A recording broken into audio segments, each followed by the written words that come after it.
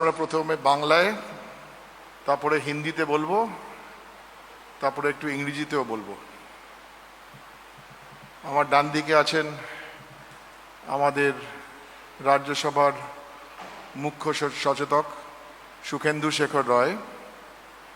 আমার বাঁদিকে আছেন আমাদের অল ইন্ডিয়া তৃণমূল কংগ্রেসের working committee member, vice president পার্টির এবং প্রাক্তন অর্থ এবং দেশের বিদেশ মন্ত্রী যশবন্ত সিনহাজি।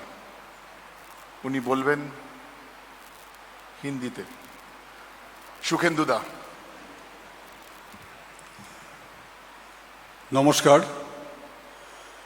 আজ 30টি বিধানসভা কেন্দ্রে ভোট গ্রহণ হয়েছে। বিজেপি গুন্ডারা ও কোথাও কোথাও কেন্দ্রীয় বাহিনী ভোটারদের ভয় দেখিয়েছে। কোনো কোনো বুথে খারাপ ভোট যন্ত্রও ছিল। তবুও ভোটারদের, বিশেষ করে মহিলা ভোটারদের ভিড় ছিল চোখে পড়ার মতো। তারা সবাই উৎসবের মেজাজে ভোট দিয়েছেন। নন্দীগ্রামের কোনো কোনো বুথে আমাদের দলীয় বুথ এজেন্টদের বসতে দেওয়া হয়নি। যেমন নন্দীগ্রাম ব্লক 2-এর অধীন বয়াল অঞ্চলের 7 নম্বর বুথ। আমরা লক্ষ্য করেছি যে ঢাকঢোল পিটিয়ে 144 ধারা জারি করা হলো। শত শত কেন্দ্রীয় বাহিনী মোতায়েন করা সত্ত্বেও কিভাবে এমন ঘটনা ঘটল তা আশ্চর্যের বিষয়। নির্বাচন কমিশনের কাছে উত্তেজক বুথের তালিকা আগাম দেওয়া হয়েছিল, তবুও প্রয়োজনীয় ব্যবস্থা নেওয়া হয়নি। বিজেপি প্রার্থী ও দল পরাজয় নিশ্চিত বুঝতে পেরে অশান্তি সৃষ্টির চেষ্টা করলেও প্রবল জনপ্রতিরোধে তা ব্যর্থ হয়। নন্দীগ্রামে মমতা ব্যানার্জি অবশ্যই জিতবেন এবং বিপুল ভোটে জয়ী হবেন। বিজেপি পরিকল্পনা মাফিক বিভিন্ন কেন্দ্রে হিংসার আশ্রয় নিয়েছে। যেমন কেশপুর কেন্দ্রের ন্যাড়াদেউল গ্রাম পঞ্চায়েতের অধীন দাঁতপুর গ্রামে আমাদের দলের সক্রিয় কর্মী 26 বছরের যুবক উত্তম দলুইকে বিজেপির গুন্ডারা পিটিয়ে মেরে ফেলেছে। আততায়ীদের মধ্যে বহিরাগত খুনিরাও ছিল। তারা সবাই পলাতক। এমন ভয় ও সন্ত্রাসের পরিবেশ তৈরি করা সত্ত্বেও বিজেপিকে উচিত শিক্ষা দিতে বিপুল সংখ্যায় মানুষ আজ প্রতিটি বিধানসভা কেন্দ্রে ভোট দিয়েছেন। প্রধানমন্ত্রী নাকি আজ বলেছেন যে মমতা ব্যানার্জি অন্য কোনো কেন্দ্র নাকি লড়তে পারেন। এমন অসত্য ভাষণ তথা অপপ্রচার কোনো প্রধানমন্ত্রী করতে পারেন তা বিস্ময়কর। আমাদের দাবি, প্রধানমন্ত্রী তাঁর এই আজগুবি বক্তব্য প্রত্যাহার করুন এবং বাংলার মানুষের কাছে এই বক্তব্যের জন্য ক্ষমা চান। গতকাল স্বল্প সঞ্চয় সুদের হার কমিয়ে দিয়ে আজ আবার তা প্রত্যাহার করে নেওয়া মানে সরকার জনসাধারণের সঙ্গে এপ্রিল ফুল করলেন। আসলে বাংলা ও অন্য 4টি রাজ্যের নির্বাচনের কথা মাথায় রেখে এটা করা হয়েছে। ভোট মিটলে আবার সুদের হার কমিয়ে দেওয়া হবে। বিজেপি নাকি দাবি করেছে 2 দফায় যে 60টি আসনে ভোট হলো তার 80 থেকে 90% তারা পাবে। এই হাস্যকর দাবির উত্তরে আমরা বলি, যদি ওরা 25-30% আসনেও জয়ী হয় তাহলে মেনে নিতে হবে যে ওরা সত্যি ভাগ্যবান।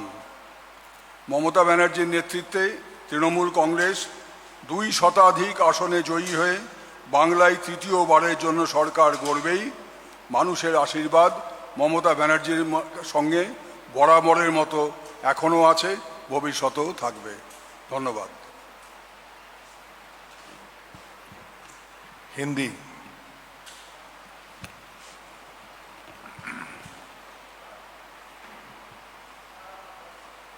धन्यवाद डेरेक।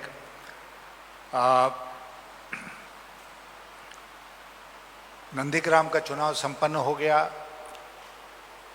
हम लोगों की सूचना के अनुसार ममता बनर्जी जी वहाँ भारी बहुमत के साथ जीत रही है। भारी बहुमत। उनके मुकाबले में दूसरे उम्मीदवार जो हैं वो कहीं कॉन्टेस्ट में भी नहीं है, प्रचार जितना भी कर लें। लेकिन आप जानते हैं कि बंगाल में 8 फेज में चुनाव हो रहा है। आज उसका दूसरा फेज था और नियम जो चुनाव आयोग ने बनाया है वो ये बनाया है कि जिसमें क्षेत्र में चुनाव होगा वहाँ पर चुनाव शुरू होने के 36 घंटे पहले से चुनाव प्रचार थम जाएगा। लेकिन आज के युग में क्या ऐसा होता है? क्योंकि आप बाकी क्षेत्रों में कहते हैं कि चुनाव प्रचार चलेगा और जो टेक्नोलॉजी का विकास हुआ है, टेलीविज़न, मीडिया, सोशल मीडिया, उसमें जो कुछ कहीं अन्यत्र कहा जा रहा है वहाँ पर उसका असर उन क्षेत्रों में भी पड़ रहा है जहाँ चुनाव हो रहे हैं। इलेक्शन कमीशन ने इसके बारे में कोई अभी तक उपाय नहीं किया है। अब आज आप सब लोगों ने देखा होगा कि जब चुनाव प्रक्रिया जारी थी, वोटिंग चल रहा था, उस समय देश के प्रधानमंत्री अन्यत्र कहीं बोलते हुए उन्होंने क्या कहा? उन्होंने कहा कि कानाफूसी चल रही है कि ममता बनर्जी किसी और क्षेत्र से अपना पर्चा दाखिल कर सकती हैं। तो वो क्या संदेश दे रहे थे? वो संदेश यही दे रहे थे नंदीग्राम की जनता को कि वो आपके ऊपर उनका विश्वास नहीं रहा, वो कहीं और से भी चुनाव लड़ सकती हैं। खैरियत इसी बात की है कि पार्टी ने तुरंत उसका खंडन किया और कहा कि कहीं दूसरी जगह से उनके चुनाव लड़ने का कोई सवाल ही नहीं है। लेकिन जब वोटिंग चल रही हो उस समय देश के प्रधानमंत्री इस प्रकार का बयान दें, इस प्रकार का घटिया बयान दें वोटिंग को प्रभावित करने के लिए, मैं समझता हूं कि इससे प्रधानमंत्री के पद की मर्यादा को ठेस पहुंची है और आगे प्रधानमंत्री को इस प्रकार के बयान से बचना चाहिए।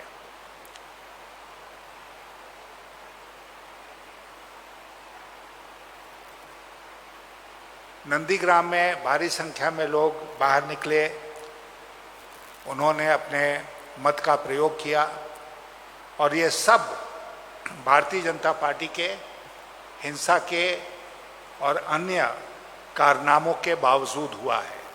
यह हम लोगों के लिए बहुत संतोष का विषय है कि लोग डरे नहीं, रुके नहीं और वोट देने के लिए आगे आए सब जगह और विशेष करके नंदीग्राम में।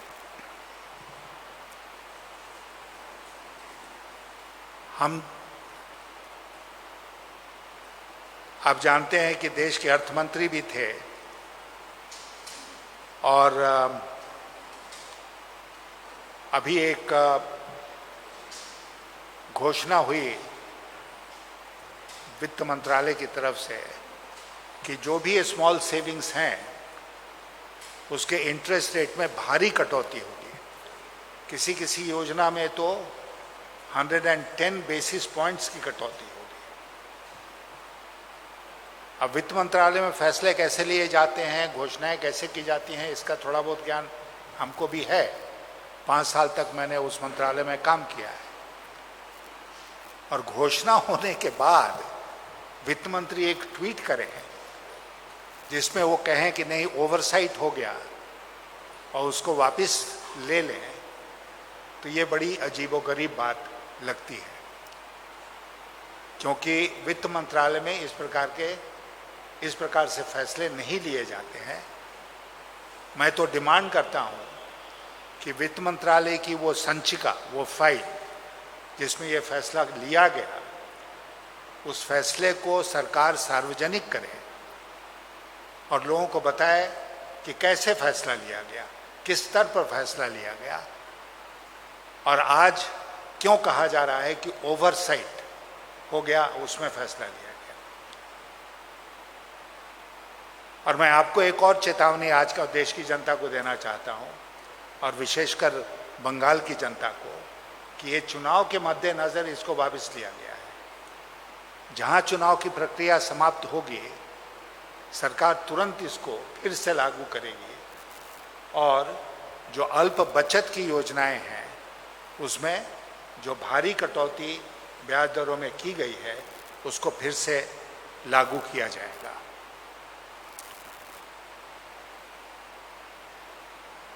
अब आप जानते हैं कि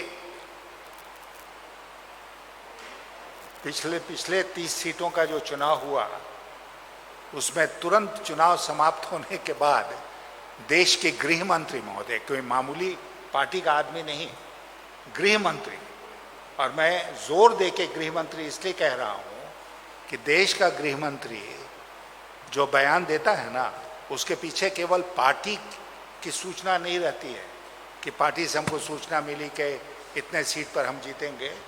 देश के गृह मंत्री के पास, आप जानते हैं कि सेंट्रल आईबी भी है, दूसरी एजेंसीज हैं जिससे उनको सूचना मिलती है, और उन्होंने घोषणा की कि 30 में 26 सीट भारतीय जनता पार्टी जीत रही है।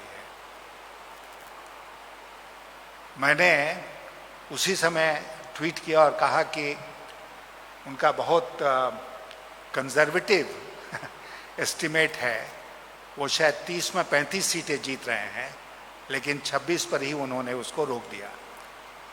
आज मैंने दिन में ट्वीट किया है कि मैं बहुत ईगरली अवेट कर रहा हूँ, इंतज़ार कर रहा हूँ कि आज गृह मंत्री जी क्या दावा करते हैं कि आज जो चुनाव हुए हैं उसमें उनको कितनी सीटें मिलेंगी। अभी तक वो सूचना मेरे पास नहीं पहुँची है, अगर आपके पास सूचना होगी तो बता दें, वो भी एक मज़ेदार स्थिति पैदा करेगी। धन्यवाद। इंग्रेजी बोलते হবে না? बोलते হবে না? Everyone is at a long day, so you all must be very tired. So I'll keep it very short, very short.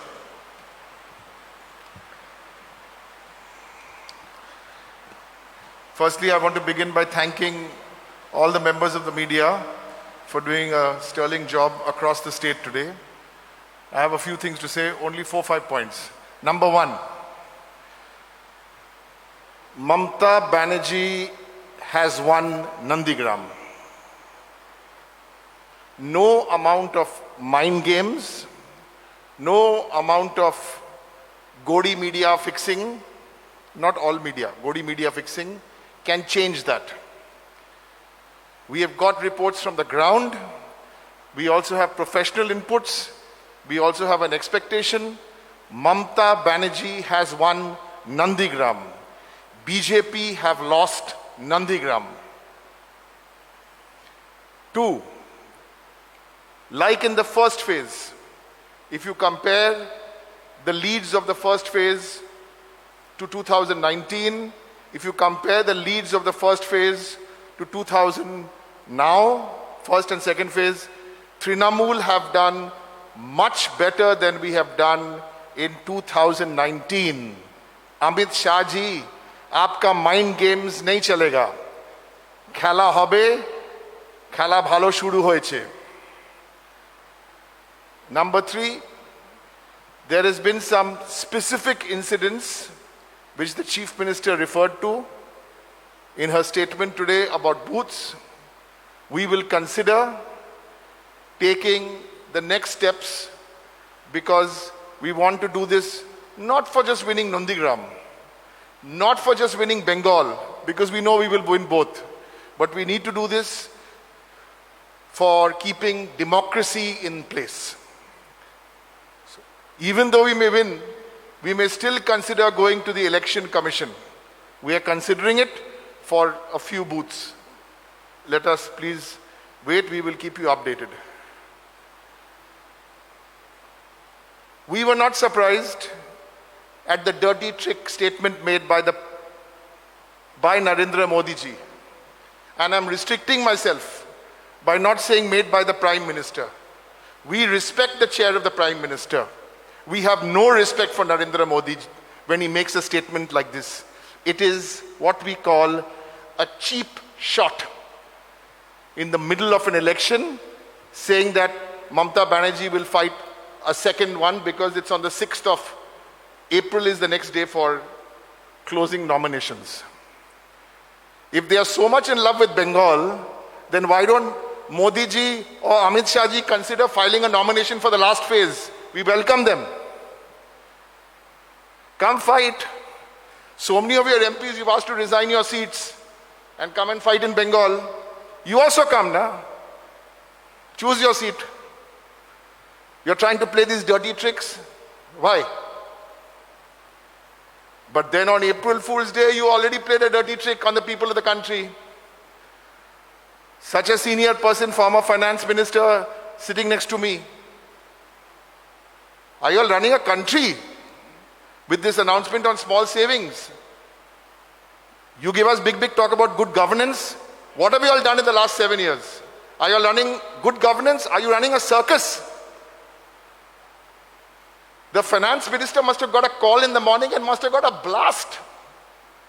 And I think what Yashwantji said in Hindi, I would like to repeat. We want all the documents to be shown to us. How was this done? This is not the Gujarat Gymkhana. This is India, where you cannot do this rollback. What do they call it? Oversight. And I will end by saying, after every phase, let the Home Minister of India, who's poking his nose into every single institution, do what you want. We have the people on our side. We're very cool, Trinamool, very confident. This is not the time for big talk. Thank you so much for coming here for this media conference. And we are going to do today something which the Prime Minister has done for the last 7 years. So we want to be inspired by Narendra Modi ji. Once in a way, at least be inspired by him. We will not take any questions today after this press conference. How will the media feel? Terrible. হ্যাঁ খুব খারাপ লাগবে না যদি প্রশ্ন আমরা না উত্তর দিই কিন্তু না আমরা মোদিজি না আমরা তৃণমূল আমরা মমতাদির সৈনিক আপনারা কয়েকটা প্রশ্ন জিজ্ঞেস করুন বাংলায় সুখেন্দুদা উত্তর দেবেন আর হিন্দিতে যশবন্তজি উত্তর দেবেন আর আপনাদের আরেকটা কথা বলে রাখি কালকে 1:30 নাগাদ বা 2টো নাগাদ আমরা একটা সাংবাদিক বৈঠক প্ল্যান করছি সেটা আপনাদের জানিয়ে দেব কোনো প্রশ্ন থাকলে বলুন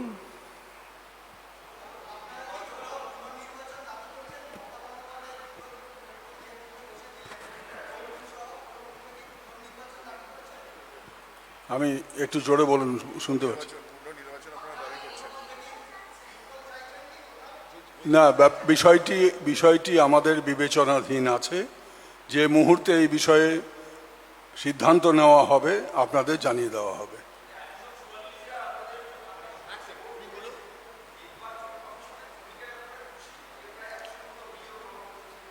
আমরা যখন বলেছি আমাদের নেত্রীও বলেছেন যে 63টার ওপর অভিযোগ করা হয়েছে আমি বক্তব্যে বলেছি যে আমরা আগাম উত্তেজনা প্রবণ বুথের তালিকা নির্বাচন কমিশনের কাছে জমা দিয়েছিলাম এতৎসত্ত্বেও তথাকথিত 144 ধারা জারি কেন্দ্রীয় বাহিনী 8 জন করে প্রতি বুথে থাকবে এইসব ঘোষণা সত্ত্বেও যেভাবে আজকে হিংসা হয়েছে বেশ কিছু বুথে সেই ব্যাপারটা আমাদের নজরে এসেছে আমরা এগুলো খতিয়ে দেখছি এবং এই বিষয়ে সিদ্ধান্ত নেওয়া হলে আপনাদের জানানো হবে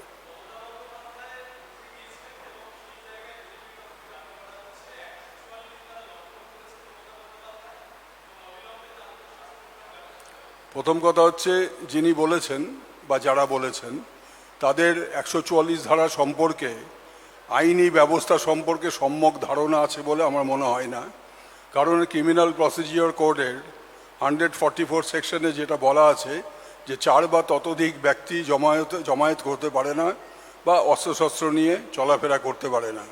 মমতা ব্যানার্জি একজন প্রার্থী, রাজ্যের এখনও তিনি মুখ্যমন্ত্রী। তিনি তার নির্বাচনী কেন্দ্রে একটি বুথে গণ্ডগোলের অভিযোগ জানতে পেরে খোঁজ নিতে গেছিলেন। সেটা 144 ধারা ভঙ্গের সামিল হয় না। এটা যে কোনো সাধারণ আইনজীবী বা যাদের মিনিমাম কমন সেন্স আছে তারা জানেন।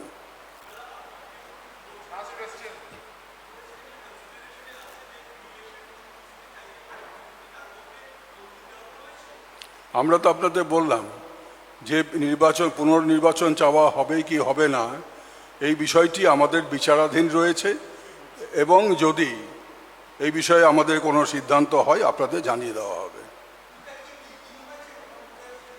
সেটা তো আপনারা সারাদিন টিভিতে দেখেছেন কি হয়েছে না হয়েছে। बांग्ला 5टा प्रश्न हिंदी में। हाँ, यशवंत जी को माइक दे दूं।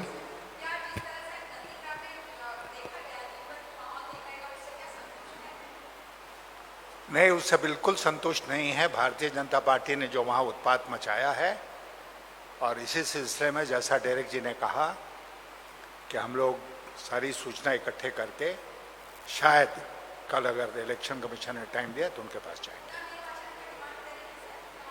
नहीं, वो हम अभी बता नहीं सकते हैं। वो